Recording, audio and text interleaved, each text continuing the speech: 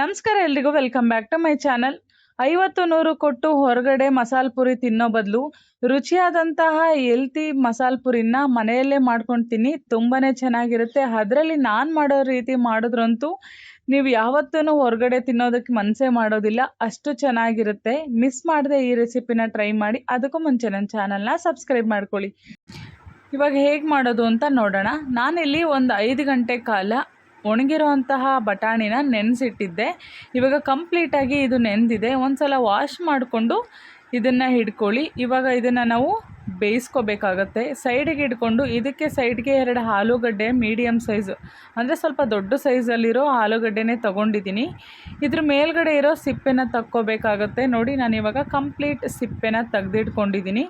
ಇದನ್ನು ಜಸ್ಟ್ 2 ಭಾಗ ಮಾಡಿಕೊಂಡ್ರೆ ಸಾಕು. ಏಕೆಂದರೆ ನಾವು ವಿಷಲ್ ಹಾಕ್ಸೋದ್ರಿಂದ ಬೇಗನೆ ಬೆಂದ್ಬಿಡುತ್ತೆ. ಹಾಗಾಗಿ ದಪ್ಪ ಸೈಜಲ್ಲೇ ಕಟ್ ಮಾಡಿಕೊಂಡ್ರೆ ಪರ್ಫೆಕ್ಟಾಗಿ ಆಲೂಗಡ್ಡೆನೂ ಬೆಂದ್ಬಿಡುತ್ತೆ. ಹಾಗಾಗಿ ಇವಾಗ 2 ನಾವು ಕುಕ್ಕರ್ಗೆ ಹಾಕ್ಕೊಂಡು ವಿಷಲ್ ಹಾಕಿಸ್ಕೊಳ್ಳೋಣ.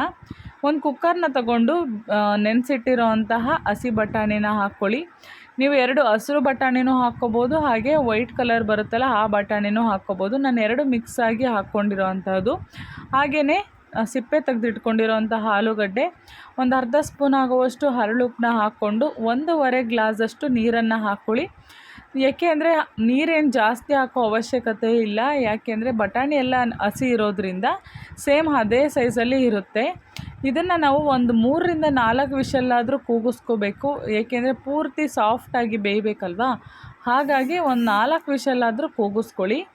ನಂತರ ಅದು ವಿಷಲ್ನ ಕೂಗೋದಕ್ಕೆ ಸೈಡಿಗೆ ಇಟ್ಕೊಂಡು ಗ್ಯಾಸ್ ಮೇಲೆ ಇನ್ನೊಂದು ಪ್ಯಾನ್ಗೆ ಒಂದು 3 ಪೀಸ್ ಆಗುವಷ್ಟು ಚಕ್ಕೆ, ಒಂದು 5 ಲವಂಗನ ಹಾಕ್ಕೊಳ್ಳಿ. ನಂತರ ಸ್ವಲ್ಪ ಸೋಂಪು, ಒಂದು 1/4 ಸ್ಪೂನ್ ಆಗುವಷ್ಟು ಸೋಂಪು, 2 ಲವಂಗನ ಹಾಕ್ಕೊಂಡು ಒಂದು ಅರ್ಧ ಸ್ಪೂನ್ ಆಗುವಷ್ಟು ಕಾಳು ಮೆಣಸು, ಒಂದು 6ರಿಂದ 7 ಹಸಿರು ಮೆಣಸಿನ್ಕಾಯಿ, ಖಾರಕ್ಕೆ ನೋಡಿಕೊಂಡು ಹಸಿರು ಮೆಣಸಿನ್ಕಾಯಿನ ಹಾಕ್ಕೊಳ್ಳಿ. ನಂತರ 1 ಟೇಬಲ್ ಸ್ಪೂನ್ ಆಗುವಷ್ಟು ಎಣ್ಣೆಯನ್ನು ಹಾಕ್ಕೊಂಡು ಚೆನ್ನಾಗಿ ಫ್ರೈ ಮಾಡ್ಕೊಳ್ಳಿ. ಅದರಲ್ಲಿರೋ ಫ್ಲೇವರ್ ಎಲ್ಲ ಬಿಡ್ಕೋಬೇಕು, ಆ ರೀತಿ ಫ್ರೈ ಮಾಡಿಕೊಂಡ್ರೆ ಸಾಕು. ನಂತರ ಒಂದು ದೊಡ್ಡ ಈರುಳ್ಳಿನ ಮೀಡಿಯಮ್ ಸೈಜಲ್ಲಿ ಕಟ್ ಮಾಡಿಕೊಂಡು, ಹಾಗೆ 2 ಟೊಮೊಟೊನೂ ಕೂಡ ಮೀಡಿಯಮ್ ಸೈಜಲ್ಲಿ ಕಟ್ ಮಾಡ್ಕೊಂಡು ಹಾಕ್ಕೊಳ್ಳಿ. ನಾನಿಲ್ಲಿ ಬೆಳ್ಳುಳ್ಳಿ ಶುಂಠಿನ ಇದಕ್ಕೆ ಆ್ಯಡ್ ಮಾಡ್ಕೊತಿಲ್ಲ, ಪೌಡರ್ನ ಹಾಕ್ಕೊಳ್ತಾ ಇದ್ದೀನಿ. ಡ್ರೈ ಬೆಳ್ಳುಳ್ಳಿ ಶುಂಠಿ ಪೌಡರ್ ಹಾಕ್ಕೊತಿರೋದ್ರಿಂದ ಇದಕ್ಕೆ ಫ್ರೈ ಮಾಡ್ಕೊಳಕ್ಕಾಗ್ತಿಲ್ಲ. ನಂತರ ಸ್ವಲ್ಪ ಸಾಂಬಾರು ಸೊಪ್ಪು ಹಾಗೆ ಸ್ವಲ್ಪ ಪುದೀನನ ಹಾಕ್ಕೊಂಡು ಅದನ್ನು ಕೂಡ ಚೆನ್ನಾಗಿ ಸಾಫ್ಟ್ ಆಗೋವರೆಗೂ ಫ್ರೈ ಮಾಡ್ಕೋಬೇಕು. ಆ ಫ್ಲೇವರೆಲ್ಲ ಬಿಟ್ಟಾದಮೇಲೆ ಈ ರೀತಿ ಚೆನ್ನಾಗಿ ಮಿಕ್ಸ್ ಮಾಡಿಕೊಂಡು ಕಂಪ್ಲೀಟ್ ಇದು ತಣ್ಣಗಾಗಬೇಕು. ನಾವು ರುಬ್ಬುವಾಗ ಕಂಪ್ಲೀಟ್ ತಣ್ಣಗಾಗಿದ್ದರೆ ಫ್ಲೇವರು ಚೆನ್ನಾಗಿ ಬರುತ್ತೆ, ಬಿಸಿ ಹಾಕಿದ್ರೆ ಅಷ್ಟು ಚೆನ್ನಾಗಿ ಬರೋದಿಲ್ಲ. ನೋಡಿ, ಇಷ್ಟು ಸಾಫ್ಟಾಗಿ ಬೇಯಿಸ್ಕೊಂಡ್ರೆ ಸಾಕು. ಇದನ್ನು ತಣ್ಣಗಾಗೋದಕ್ಕೆ ಸೈಡ್ ಇಟ್ಕೊಂಡು ನಂತರ ನಾನಿಲ್ಲಿ 4 ವಿಷಲ್ ಕೂಗಿಸ್ಕೊಂಡಿದ್ದಲ್ಲ, ಆ ಕುಕ್ಕರ್ ಕ್ಯಾಪ್ನ ತೆಗಿತಾ ಇದ್ದೀನಿ. ಇವಾಗ ಒಂದು ಸ್ಪೂನಲ್ಲಿ ಫಸ್ಟು ನಾವು ಬೇಯಿಸಿದಂತಹ ಆಲೂಗಡ್ಡೆನ ಒಂದು ಬೌಲ್ಗೆ ತಕ್ಕೊಳ್ಳೋಣ. ಒಂದೇ ಸಲ ನೀರು ಜೊತೆ ಯಾವತ್ತೂ ಮಿಕ್ಸ್ ಮಾಡಬಾರ್ದು, ಸಪ್ರೇಟಾಗಿ ಆಲೂಗಡ್ಡೆನ ತಕ್ಕೋಬೇಕು.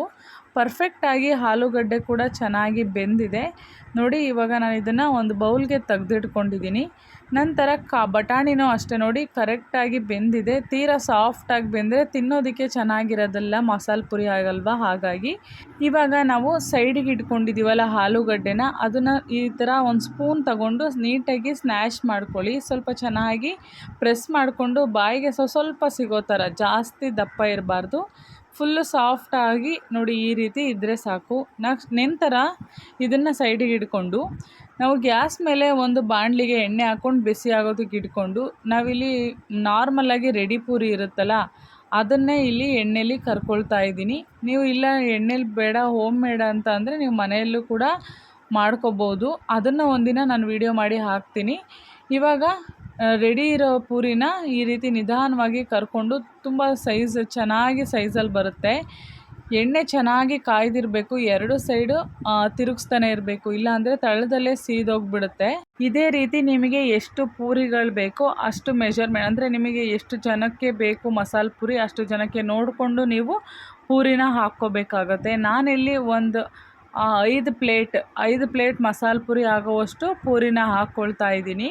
ಇವಾಗ ಕಂಪ್ಲೀಟ್ ಪೂರಿನೆಲ್ಲ ಹಾಕ್ಕೊಂಡು ಇದನ್ನು ಸೈಡಿಗೆ ಇಟ್ಕೊಂಡಾದಮೇಲೆ ನಾವು ತಣ್ಣಗಾಗೋದಕ್ಕೆ ಇಟ್ಟಿದ್ವಲ್ಲ ಆ ಮಸಾಲೆನ ರುಬ್ಕೊಳ್ಳೋಣ. ಇದು ಕಂಪ್ಲೀಟಾಗಿ ತಣ್ಣಗಾಗಿದೆ.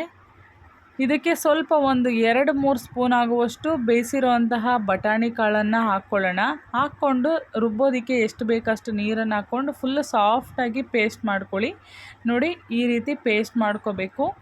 ಫುಲ್ಲು ಸಾಫ್ಟ್ ಇರಬೇಕು, ಸ್ವಲ್ಪನೂ ತರಿ ಇರಬಾರ್ದು. ಆ ರೀತಿ ನಾವು ಪೇಸ್ಟ್ ಮಾಡ್ಕೊಂಡಿರಬೇಕು. ನೋಡಿ ಇವಾಗ ನಾನು ಪೇಸ್ಟ್ ಮಾಡ್ಕೊಂಡು ಆಗಿದೆ. ನಂತರ ನಾನು ಯಾವ ಪ್ಯಾನಲ್ಲಿ ಫ್ರೈ ಮಾಡ್ಕೊಂಡಿದ್ವೋ ಅದೇ ಪ್ಯಾನ್ಗೆ ನಾನು ಈ ಮಸಾಲೆನ ಹಾಕ್ಕೊಳ್ತಾ ಇದ್ದೀನಿ. ಸ್ವಲ್ಪನೂ ನಾನು ಎಣ್ಣೆ ಏನೂ ಹಾಕ್ಕೊಳ್ತಿಲ್ಲ, ಏಕೆಂದರೆ ನಾವು ಫ್ರೈ ಮಾಡುವಾಗಲೇ ಎಣ್ಣೆ ಇತ್ತಲ್ವ, ಹಾಗಾಗಿ ಡೈರೆಕ್ಟಾಗಿ ನಾವು ಪಾತ್ರೆಗೆ ಹಾಕ್ಕೊಳ್ತಾ ಇರೋದು. ನಂತರ ಸ್ವಲ್ಪ ಒಂದು ಗ್ಲಾಸಷ್ಟು ನೀರನ್ನು ಹಾಕ್ಕೊಂಡು ಸ್ವಲ್ಪ ಗಾರ್ಲಿಕ್ ಪೌಡರ್, ಬೆಳ್ಳುಳ್ಳಿ ಮತ್ತು ಶುಂಠಿ ಪೌಡರು, ಧನಿಯಾ ಪುಡಿ, ಹಾಗೆ ಸ್ವಲ್ಪ ರುಚಿಗೆ ಉಪ್ಪನ್ನು ಹಾಕ್ಕೊಂಡು ನೋಡ್ಕೊಳ್ಳಿ. ನಂತರ ಇದನ್ನು ಚೆನ್ನಾಗಿ ತಿರುಗಿಸ್ಕೋಬೇಕು. ಸ್ವಲ್ಪನೂ ಗಂಟಿಲ್ದಿರೋ ರೀತಿ ಎಲ್ಲ ಕಡೆ ಆ ಫ್ಲೇವರ್ ಮಿಕ್ಸ್ ಆಗೋ ರೀತಿ ಚೆನ್ನಾಗಿ ತಿರುಗಿಸ್ಕೊಳ್ಳಿ. ನಂತರ ಇದಕ್ಕೆ ಬೇಯಿಸಿಟ್ಟಿರೋಂಥ ಸ್ನ್ಯಾಶ್ ಮಾಡಿದ್ವಲ್ಲ ಆ ಆಲೂಗಡ್ಡೆನೂ ಕೂಡ ಇವಾಗ ಹಾಕ್ಕೊಳ್ಳೋಣ. ಗಟ್ಟಿಯಾಗಿ ಸೂಪರಾಗಿ ಬರುತ್ತೆ ಆಲೂಗಡ್ಡೆನ ನಾವು ಮಸಾಲೆಗೆ ಹಾಕೋದ್ರಿಂದ. ಇವಾಗ ಚೆನ್ನಾಗಿ ತಿರುಗಿಸ್ಕೊಳ್ಳಿ. ಆ ಆಲೂಗಡ್ಡೆ ನೀಟಾಗಿ ಮಸಾಲೆ ಒಳಗೆ ಸ್ನ್ಯಾಶ್ ಆಗಬೇಕು. ಹಾಗೆಯೇ ಮಸಾಲೆ ಚೆನ್ನಾಗಿ ಕುದಿ ಬರಬೇಕು.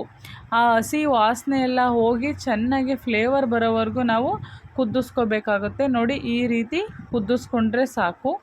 ಇವಾಗ ಮಸಾಲೆ ಏನೋ ರೆಡಿ ಆಗೋಯ್ತು. ಇನ್ನೆಲ್ಲಾಗಿ ಬೌಲಿಗೆ ಮಸಾಲೆ ಪುರಿ ರೆಡಿ ಮಾಡ್ಕೊಳ್ಳೋಣ. ಇವಾಗ ಒಂದು ಬೌಲ್ ತೊಗೊಂಡಿದ್ದೀನಿ. ಇದಕ್ಕೆ ನಾವು ಪೂರಿನ ಹಾಕ್ಕೊಳ್ತಾ ಇದ್ದೀನಿ. ಎಣ್ಣೆಲಿ ಕರೆದಿರೋಂತಹ ಪೂರಿನ ಸ್ವಲ್ಪ ಪುಡಿ ಮಾಡ್ಕೊಳ್ಳಿ. ಪುಡಿ ಮಾಡ್ಕೊಂಡು ಆದಮೇಲೆ ಇದಕ್ಕೆ ನಾವು ಫಸ್ಟು ಬೇಯಿಸಿಟ್ಕೊಂಡಿರೋಂತಹ ಹಸಿ ಬಟಾಣಿ, ಹಾಗೆ ಸ್ವಲ್ಪ ಸಣ್ಣದಾಗಿ ಹೆಚ್ಚಿಟ್ಕೊಂಡಿರೋಂತಹ ಈರುಳ್ಳಿನ ಹಾಕ್ಕೊಳ್ಳಿ. ಹಾಗೆಯೇ ನಾವು ಮಸಾಲೆ ಮಾಡ್ಕೊಂಡಿದ್ವಲ್ಲ ಆ ಮಸಾಲೆನ ಒಂದು 2 ಸ್ಪೂನ್ ಆಗೋಷ್ಟು, 2 ಸೌಟ್ ಆಗೋವಷ್ಟು ಹಾಕ್ಕೊಂಡ ನಂತರ ಸಣ್ಣದಾಗಿ ಹೆಚ್ಚಿರೋ ಟೊಮೊಟೊ, ಹಾಗೆ ಫ್ರೈ ಮಾಡ್ಕೊಂಡಿರೋಂತಹ ಕಡಲೆ ಬೀಜನ ಹಾಕ್ಕೊಳ್ಳಿ. ಲಾಸ್ಟಲ್ಲಿ ಸೇವನ್ನು ಹಾಕ್ಕೊಳ್ಳಿ. ಸೇವು ಮಿಸ್ ಮಾಡೋದಕ್ಕೆ ಹೋಗಬೇಡಿ, ಇದಿದ್ರೇ ಟೇಸ್ಟ್ ಚೆನ್ನಾಗಿ ಬರುತ್ತೆ. ನಂತರ ಇನ್ನೂ ಸ್ವಲ್ಪ ಬೇಕಾದರೆ ಈರುಳ್ಳಿನ ಹಾಕ್ಕೊಂಡು ಸರ್ವ್ ಮಾಡ್ತಿದ್ರೆ ತುಂಬಾ ಚೆನ್ನಾಗಿರೋವಂತಹ ಹೋಮ್ ಮೇಡ್ ಮಸಾಲೆ ಪುರಿ ರೆಡಿ ಆಗುತ್ತೆ. ಈ ರೆಸಿಪಿ ನಿಮ್ಗೆ ಇಷ್ಟ ಆದರೆ ದಯವಿಟ್ಟು ನನ್ನ ಚಾನಲ್ನ ಸಬ್ಸ್ಕ್ರೈಬ್ ಮಾಡ್ಕೊಳ್ಳಿ, ಕಮೆಂಟ್ ಮಾಡಿ. Thank you. ಬಾಯ್.